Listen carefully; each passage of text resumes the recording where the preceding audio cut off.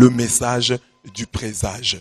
Je les tire de la première, de l'évangile plutôt. Jésus disait, quand vous voyez un nuage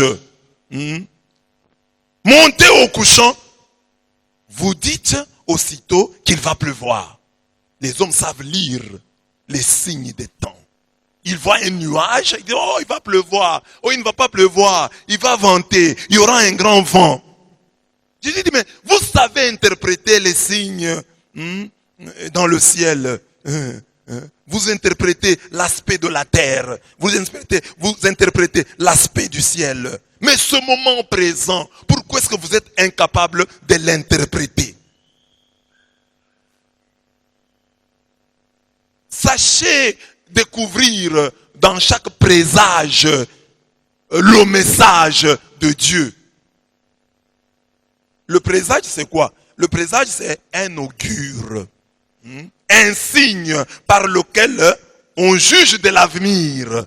C'est ça le présage. Un signe par lequel on juge de l'avenir. Un augure, un présage. Par exemple, Jésus dit ici, voilà, le nuage devient un présage. Tu regardes le nuage et tu dis, la pluie va tomber. J'ai dit, mais pourquoi est-ce que vous voyez le nuage, vous interprétez? Le nuage est un présage qui vous donne un message. Mais pourquoi est-ce que ce temps-ci, le fait que moi, Jésus, je sois au milieu de vous, le fait que moi, Jésus, je vous parle, je fasse des miracles, pourquoi cela ne vous parle-t-il pas? Pourquoi cela ne vous interpelle-t-il pas? Les morts ressuscitent, les boiteux sont guéris, les lépreux purifiés. Ça ne vous parle pas pourquoi? Mais les nuages vous parlent. Il dit, voilà, quand vous avez un différend avec quelqu'un, quand vous êtes encore en route, vous allez au tribunal. Il faut négocier. N'attendez pas quand on va vous condamner. Négociez en chemin. Saisissez le temps présent pour vous convertir. Un jour, il sera trop tard. Donc, quand vous êtes avec quelqu'un en chemin, je vais t'amener au parquet. Je vais t'amener au tribunal. Tu vas voir. On va te condamner. Quand vous allez avec lui en cours de route et que toi tu sais que tu as des problèmes, demande déjà la réconciliation. Vois dans cette marche vers le tribunal le présage qui t'annonce ton futur, ton prochain emprisonnement. Négocie. N'attends pas qu'on te jette en prison. C'est ce que Jésus dit. Il dit, voilà. Quand tu vas avec ton adversaire devant le magistrat, pendant que tu es en chemin, mets tout en œuvre pour t'arranger avec lui. Mets tout en œuvre pour t'arranger avec lui, afin d'éviter qu'il ne te traîne devant le juge et que le juge ne te livre à l'huissier et l'huissier ne te jette en prison. Je te l'ai dit, tu n'en sortiras pas avant d'avoir payé jusqu'au dernier centime. Donc, profite du temps présent. C'est ça le signe du temps. Parce que quand nous voyons le nuage et que le nuage présage de la pluie, nous nous comportons en conséquence. La météo nous aide à nous comporter en conséquence. Nous ne regardons pas pour rire. Ah, il y aura un grand soleil. Oh, je prends un parasol. Ah, il y aura une grande pluie. Ah, je prends mon parapluie. Donc, de la même manière, aujourd'hui, regarde ta vie. Tu ne vois pas le présage. Tu ne vois pas le signe qui annonce l'avenir. C'est ça l'enseignement. Dans ta vie, n'y a-t-il pas des signes qui indiquent déjà quel sera ton avenir? Et que fais-tu de ces signes? De ces signaux que Dieu te donne en te disant attention, attention, attention, attention. Qu'est-ce que tu en fais? Nous savons interpréter les signes des temps. Hein? Vous voyez par exemple quelqu'un qui a son téléphone. Aujourd'hui c'est plus facile que je vous parle de téléphone, vous allez comprendre. Vous avez votre téléphone. Mais quand l'énergie tend à s'épuiser, on vous signale, non? On vous dit combien? On vous dit quoi? Batterie faible. Pensez à recharger votre téléphone. Et qu'est-ce que vous faites? vous cherchez un endroit où charger. Donc, vous vous comportez. Le présage amène un certain comportement. Voilà. À travers ce message, le Seigneur nous invite à savoir lire les signes du temps. Comme enfants de Dieu, nous devons comprendre que tout ce qui nous arrive est un présage véhiculant un message. Tout ce qui t'arrive, tu es tombé malade, c'est un présage. Tu es ce matin ici, c'est un présage. Tu écoutes la parole, c'est un présage. Il y a toujours un message derrière tout ce qui t'arrive. Dieu est en train de te parler. Parce que c'est Dieu là. La Bible dit, il parle tantôt d'une manière, tantôt d'une autre. Et l'homme n'y prend pas garde. Job 33, 14. Dieu parle tantôt d'une manière, tantôt d'une autre. Dieu te parle. Que tu aies rencontré tel homme dans ta vie, que tu aies rencontré telle personne dans ta vie, que tu sois né, issu de telle famille, il y a toujours un message de Dieu. Et tout ce qui t'arrive est un présage. C'est Dieu annonçant l'avenir, qui peut être bon ou mauvais. À toi de voir. Pourquoi ça m'arrive? Qu'est-ce que Dieu veut me dire? Et vous comprenez, quand on est chrétien, on a atteint ce niveau. C'est un très bon niveau spirituel. Quand vous commencez à vous poser des questions, mais pourquoi ça m'est arrivé? Amen. Même quand vous êtes à l'église là, on commence à prêcher, vous avez sommeil. C'est aussi un présage. Pourquoi est-ce que, quand on veut prêcher cette parole, moi j'ai sommeil? Qu'est-ce que le diable ne veut pas que je puisse écouter? On va dire non, c'est par hasard, non? C'est pas ça. Non, non. Comment tu as sommeil? Parce que si on raconte une autre histoire, tu ne vas pas dormir. Il faut être attentif. Pourquoi ça m'arrive? Amen. Demande à ton voisin, comment expliquer que nous soyons assis ensemble comme ça? C'est quoi? C'est un message. Parce que tu peux être assis à côté de quelqu'un qui prie beaucoup. C'est un présage. C'est un message. Dieu te dit, regarde celui-ci. Parfois, il est mieux. Tu vois, vous êtes là assis. Lui, au moment de l'offrande, tu le vois comme ça, sortir de sa poche $100. Il prie beaucoup. Il a $100 d'offrande. Mais il a prié plus que toi, qui n'a rien. C'est un message de Dieu. Regarde les gens qui ont l'argent, ils prient. Toi, tu n'as rien. Pourquoi tu ne pries pas? Tu peux être assis à côté de quelqu'un qui souffre plus que toi. Tu regardes comme ça, lui n'a pas de chaussures. Toi, tu en as. Mais ce monsieur-là, à l'adoration, il adore sérieusement. Mais toi, toi tu as des bonnes chaussures, des bons souliers.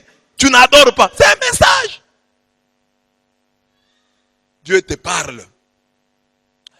Alors, je prends le premier point. Unité, signe du royaume. Nous sommes toujours en train de méditer sur l'épître de Paul aux Éphésiens. Et je vous ai dit, le thème de l'épître, c'est l'unité. Unité. Unité. Unité. Alors écoutez par exemple la lecture d'aujourd'hui et vous verrez, on revient toujours sur l'unité. Frères, moi qui suis en prison à cause du Seigneur, je vous exhorte donc à vous conduire d'une manière digne de votre vocation. Comme Dieu vous a appelé, conduisez-vous d'une manière digne. Toi, Dieu t'a appelé. Toi, Dieu t'a appelé. Toi, Dieu, nous tous, Dieu nous a appelés. Et je vous ai expliqué, appeler c'est écaléo. Dieu vous a appelé à sortir d'eux. Comme vous avez reçu l'appel de Dieu, vous étiez là-bas. Et Dieu a commencé à vous appeler. Viens.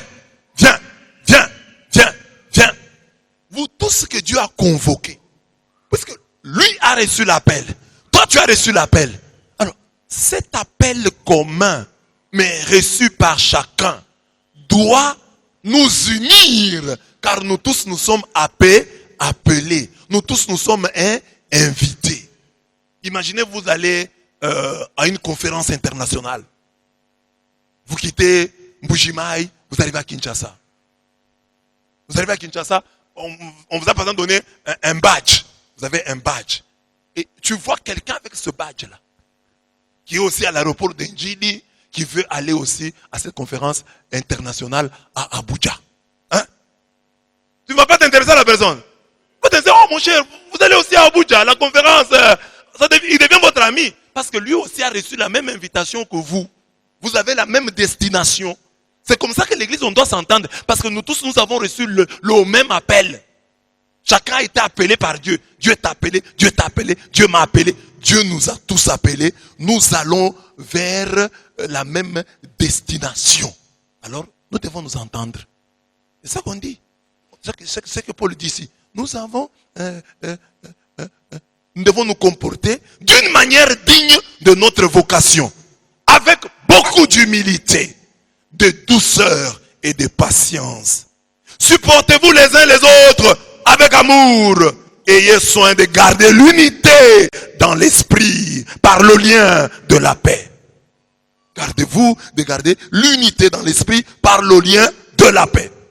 Comme votre vocation vous a tous appelés à une seule espérance. De même, il y a un seul corps et un seul esprit. Il y a un seul Seigneur, une seule foi, un seul baptême, un seul Dieu et Père de tous, au-dessus de tous, par tous et en tous. Un seul baptême. Il y a des catholiques là qui font ça. Oh, je quitte l'église catholique, tu vas là-bas, un pasteur te convainc qu'on te baptise encore. Il y a un seul baptême. Dis-lui, non, même si j'ai quitté l'église catholique, mais moi je suis déjà baptisé. On te baptise encore. Il n'y a qu'un seul baptême. Il n'y en a pas deux. Amen. Unité. Amen. Dans l'unité. Unité. C'est ça, on dit. L'unité, signe du royaume. L'unité présage du ciel. Quand une communauté comme la nôtre ici dit et prétend qu'elle va, sa destination c'est le ciel, on va voir par l'unité.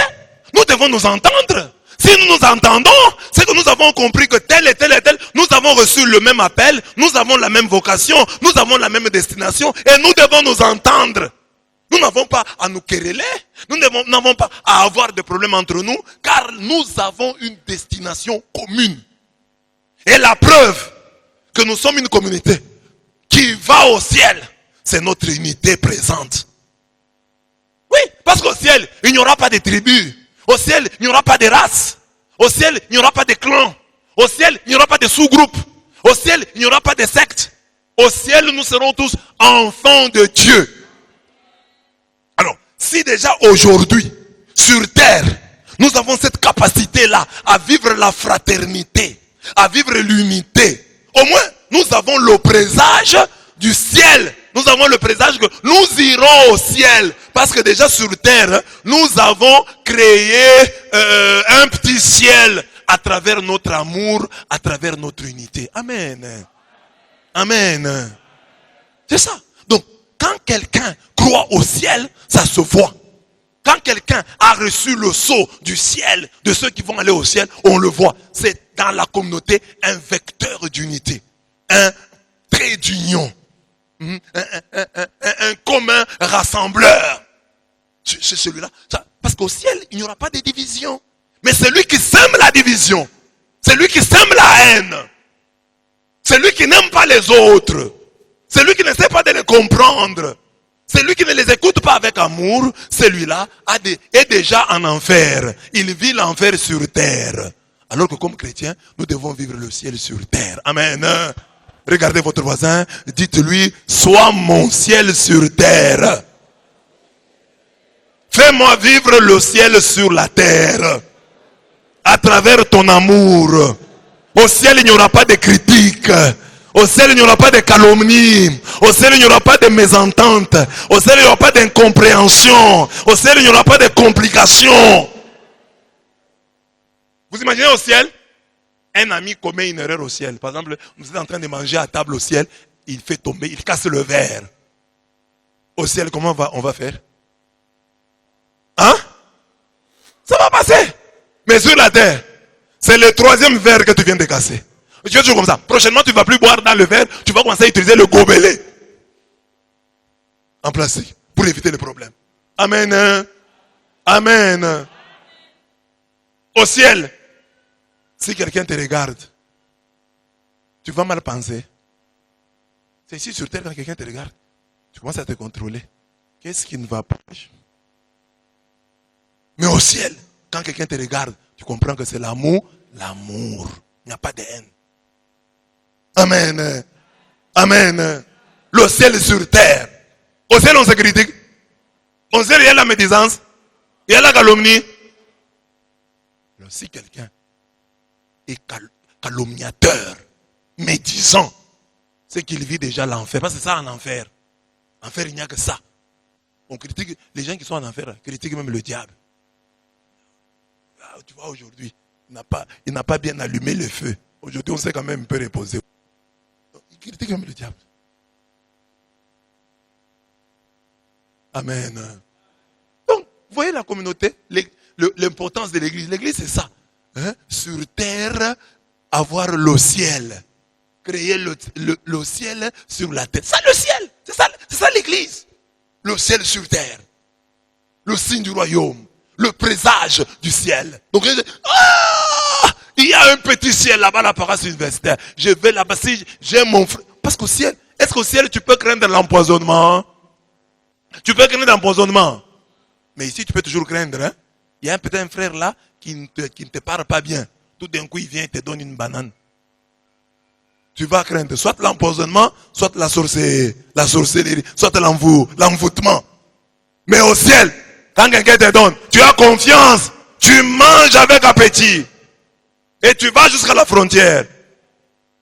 Mais ici, quand quelqu'un te donne, tu dois d'abord faire la prière. Seigneur, moi je prends seulement là-bas la banane.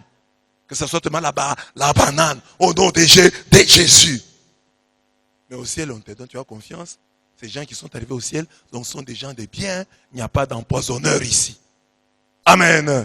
C'est l'histoire que je vous ai racontée de ce prêtre qui voulait connaître la différence entre le ciel et la terre.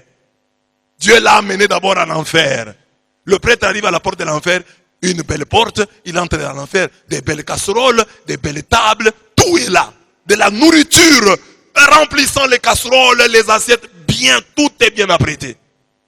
Mais on sonne pour que les gens viennent manger.